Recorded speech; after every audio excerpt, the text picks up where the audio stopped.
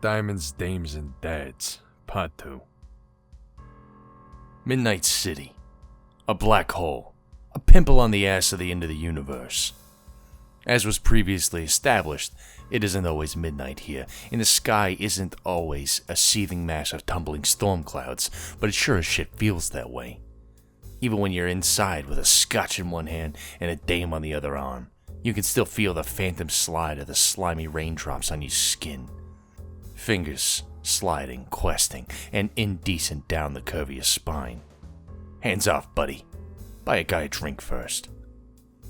No one comes to Midnight City if they have anywhere else to go. You vaguely remember mentioning something like that before, but you'd been a little bit sloshed back then, not gonna lie. So sloshed that you let some mouthy out-of-towner come in and push you around. Rope you into some escapade you know is only gonna end in misery. Everything you do always does. You're in the business of misery, and in Midnight City, you are absolutely sure that wasn't there a second ago. Why would there be a no smoking sign in a hotel lobby, huh? Where else are you supposed to smoke? He shrugs. It's there now, he says. You say so? You'll smoke wherever you want, thank you very much. Signs be damned. Does he have any idea who you are, or who you used to be? He says, It doesn't matter. A real gentleman knows when to pick his battles. You tell him he better be careful, or you'll be picking his teeth out of your fist. He says to cool it down, or he'll start regretting that he brought you along. Hey there, pal. You appear to be misremembering it. You're the one letting him tag along with you. And if you help him out with his daughter's situation, well, that's just because you're such a stand-up guy, see? He says that maybe you'll have to agree to disagree. But if that's what you want, he'll gladly leave you to your own devices. Surely you can get by fine on your own. That's clearly what you were doing getting sozzled in the local watering hole. Girding yourself for the trials ahead. No need to get cute, you tell him. You comply with the posted signage, cause who the fuck are you kidding? You'd love to tell yourself that you could have got this far on your own. And technically it's true. Sure, it is mechanically speaking. The hotel isn't even that far away. Most places in Midnight City are close by, pretty walkable as downtowns go. At any time, you could have peeled yourself up off that bar stool and oozed down the street to Problem Sleuth's modest office building, flash some cash, and bam, you're back in business. You could have done that at any time, but you didn't. Inertia is as deadly as a gunshot. Maybe even more so, seeing as how it doesn't make a sound when it goes off. The elevator doors close like a whisper of silk. Swanky place, the guy says. You tell him you hadn't noticed, he says. That must mean you come here often. Look here, buddy.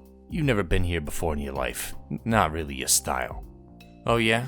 He wants to know what your style is, then. You ask him what's it to him. He says that he expected a man with your sophisticated taste to know his way around. You tell him to put a cork in the flattery.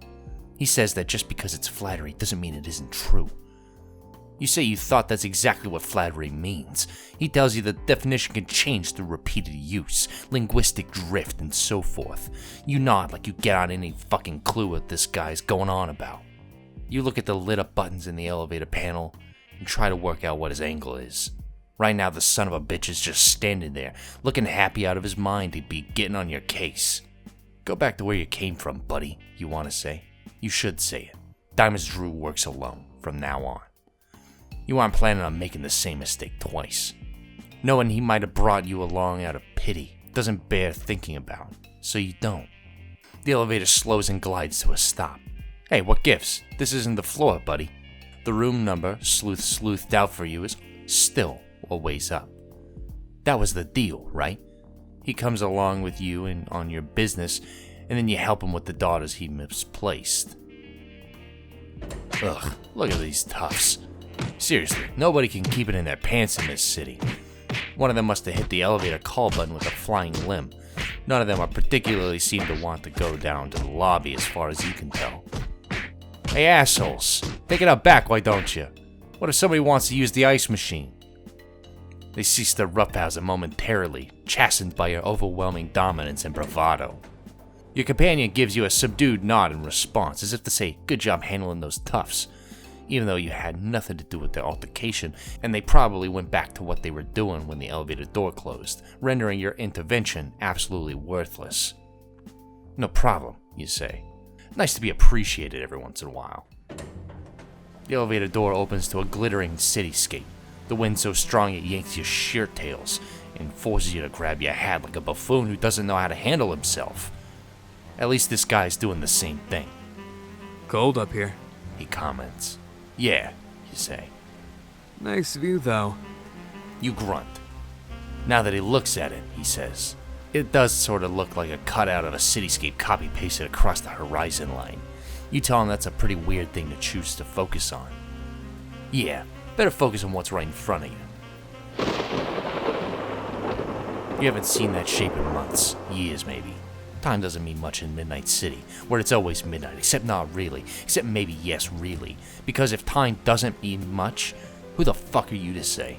Sometimes it feels like a happy accident and you fell in with Slick and his boys, and others it feels like you were born in it. Folded out of clay and stardust and molded into shape. A gun placed in your hand and aimed at his enemies, destined to play the same role, the same games, the same capers again and again and again. To say that you wouldn't end up here, you'd be lying to yourself. And those are the worst kind of lies, because the only man who can catch you in them is the one in the mirror. Everything okay? The guy isn't looking at Slick, he's looking at you. You shift your shoulders under your suit, sure. You tell him to hang back while you take care of this. He doesn't answer. In fact, he's gone eerily silent. Hey buddy, you good back there? Yeah. Says another voice, a cool, smoky voice that lights a grease fire of dread in your guts. It's all good.